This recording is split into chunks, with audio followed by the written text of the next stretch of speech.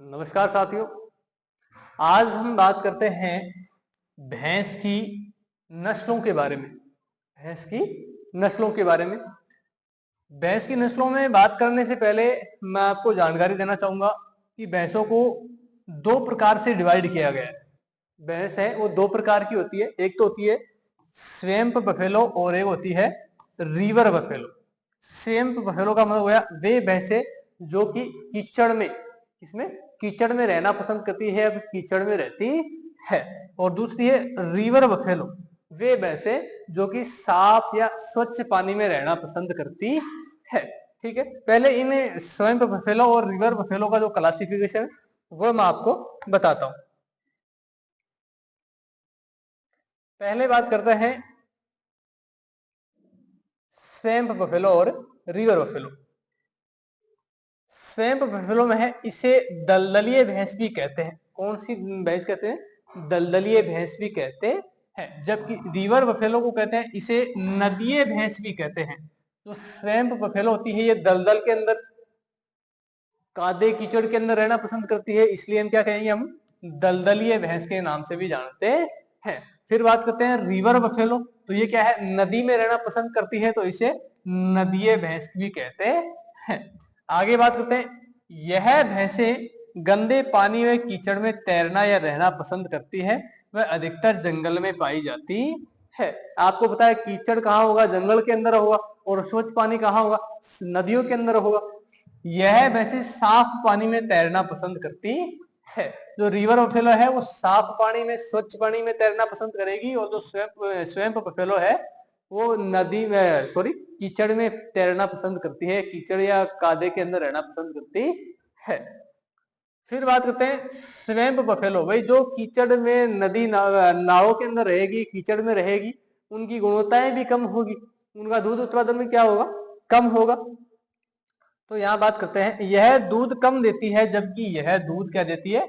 अधिक देती है। रिवर बफेलो दूध उत्पादन क्या करती है? अधिक करती है, जबकि जो स्वैम्प बफेलो होती है वो दूध उत्पादन क्या करती है? कम करती है। जब तो यह बाहर ढोने के काम में आती है। अगर दूध उत्पादन कम कर रही है तो दूसरा काम ज्यादा करेगी, तो बाहर जो बाहर ढोने का जो काम है वो क्या करती है?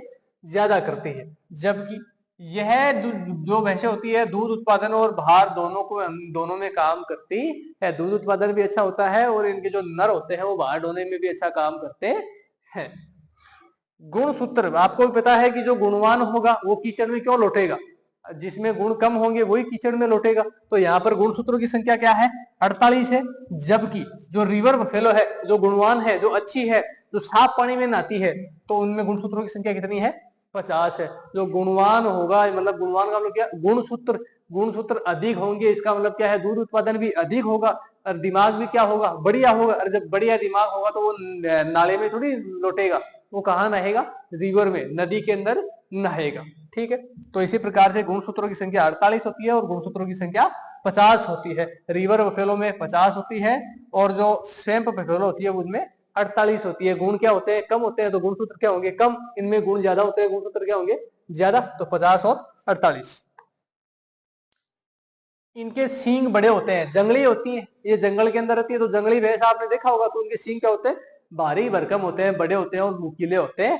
जबकि इनके सींग छोटे होते हैं। यह वैसे भारत, पाकिस्तान, बांग्लादेश, श्रीलंका, नेपाल में पाई जाती है। सींग क्या होंगे? छोटे होंगे, घुमावदार होते हैं। ठीक है, जबकि इनके जो सींग होते हैं वो बड़ी भारे भरकम होते हैं। और ये कहाँ पाई जाती है? यह वैसे मलेशिया, चीन, थाईलैंड, सिंगापुर, फिलीपींस देशों में पाई जाती है। ये तो भारत में पाई जाती है और ये चीन, थाईलैंड, सिंगापुर, फिलीपींस देशों के अंदर पाई जाती है।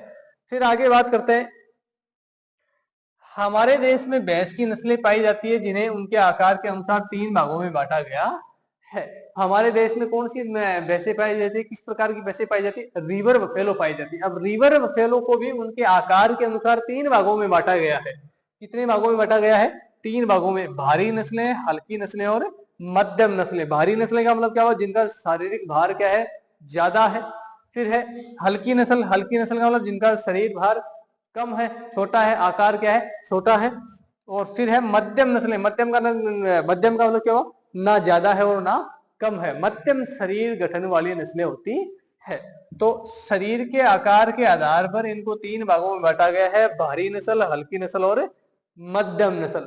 ठीक है, और हमारे देश में, भारत में किस प्रकार, कौन से प्रकार की भैंसें पाई जाती है? रिवर बफेलो पाई जाती है। अब बात करते हैं कि इनके उदाहरण क्या क्या हैं। देखो यहाँ पर बता रहे हैं भारी नस्लों में मुर्रा, जाफराबादी और नीली रावी। मुर्रा, जाफराबादी और नीली रावी। हल्की कौन सी? सूरती, धैराती। तो दांतली देखी होगी आपने, दांतली बिल्कुल क्या आती है? हल्की आती है और मुड़ी हुई होती है, घुमावदार होते हैं, तो इसके सींग क्या होंगे? घुमावदार होंगे, है ना। सूरती में पढ़ेंगे हम आगे चल के। फिर बात करते हैं मध्यम नस्लें, बदावरी, मैसना और नागपुरी। ये क्या है? मध्यम शरीर गठन वाली ब्रीड होती है। अब देखो, बफेलो जो ब्रीड है, भैंस की जो ब्रीड है, उसको याद करने की मैं आपको एक बहुत ही शानदार ट्रिक बताता हूं। जितने शब्द है उतनी नस्ल है इसके अंदर। मुन्ना, भजोनी, सुर में जो मुन्ना है वो भज रहा है, भजन कर रहा है। क्या कर रहा है?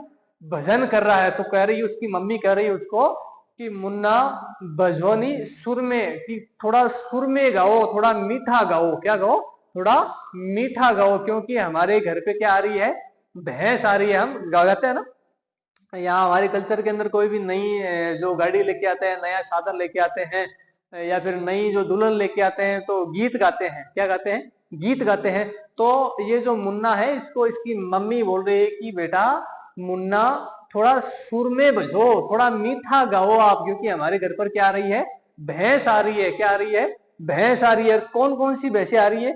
ये सारी भैंसें आ रही है मुन्ना के घर पे। कौन कौन सी आ रही है? ये सारी भैंसें मुन्ना के घर पे आ रही है। तो मुन्ना की मम्मी मुन्ना से बोलती है, मुन्ना बजोनी सुर में, कि आप बज तो रहे हो, हमारे घर पे इतनी भैंस आ रही है इसलिए बज रहे हो, आप गीत गा रहे हो कि हमारे घर पे भैंस आएगी, बहुत सारा दूध देगी, बहुत सारा घी होगा, मैं घी खाऊंगा, लाडू बंधवाएंगे। कई कौतूहल के विचार इस मुन्ना के मन में आ रहे हैं, है ना। तो इसकी माँ कहती है, मुन्ना बजोनी सुर में।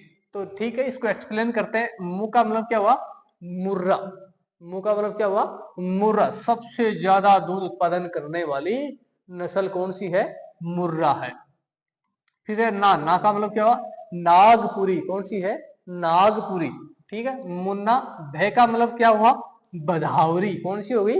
वारे बधा, बधाई दे रहे हैं, वाह बधा। बधा का मतलब बधावरी। क्यों दे रहे हैं इसको बधाई? भाई इसके दूध में सबसे ज्यादा फैट पाया जाता है, घी पाया जाता है। क्या पाया जाता है? फैट। वारे बधा। तो बधाई किसको देंगे? जिसके दूध में सबसे ज्यादा क्या है? फैट है, वसा है, घी है। फिर बात करते हैं जो। जो का मतलब क्या हुआ? जो में क्या आ रहा है? ज आ रहा है। जय का मतलब जाफराबादी। क्या है? जाफराबादी। फिर बात करते हैं नी। नी का मतलब क्या? नीली रावी। कौन सी है? नीली रावी। कजरारी आंखें पाई जाती है। आंखें क्या पाई जाती है? कजरारी पाई जाती है। फिर बात करते हैं सुर। सुर का मतलब क्या हुआ? सूरती, जिसके सींग कैसे होते हैं? धराती। धराती के समान सींग किसके होते हैं? सूरती। और सूरती और कौन सी गाय का नाम है? गिर नस्ल को सूरती के नाम से भी जाना जाता है। फिर बात करते हैं बजोनी सुर में का मतलब क्या हुआ? मैसाणा। में का मतलब क्या हुआ? मैसाणा। तो एक बार फिर से देख लेना। मुन्ना को उसकी माँ कह रही है, मुन्ना बजोनी सुर में। मुन्ना बजोनी सुर में। तो मुंह का मतलब मुर्रा, ना का मतलब नागपुरी, बह का मतलब बदावरी, जय का मतलब जाफराबादी, नी का मतलब नीली रावी, सुर का मतलब सुरती, मे का मतलब मैसाणा। ठीक है। All the best. इसी प्रकार की जो ट्रिक्स वगैरह है वो लगातार आप लोगों के लिए लाता रहूंगा। नेक्स्ट वीडियो के अंदर हम बात करेंगे इनका एक्सप्लेनेशन। कौन सी नस्ल की किस प्रकार के शारीरिक लक्षण है, कहाँ कहाँ पाई जाती है, क्या मुख्य विशेषताएं हैं, तमाम जो बातें हैं वो नेक्स्ट वीडियो के अंदर हम बात करने वाले हैं। जय हिंद दोस्तों।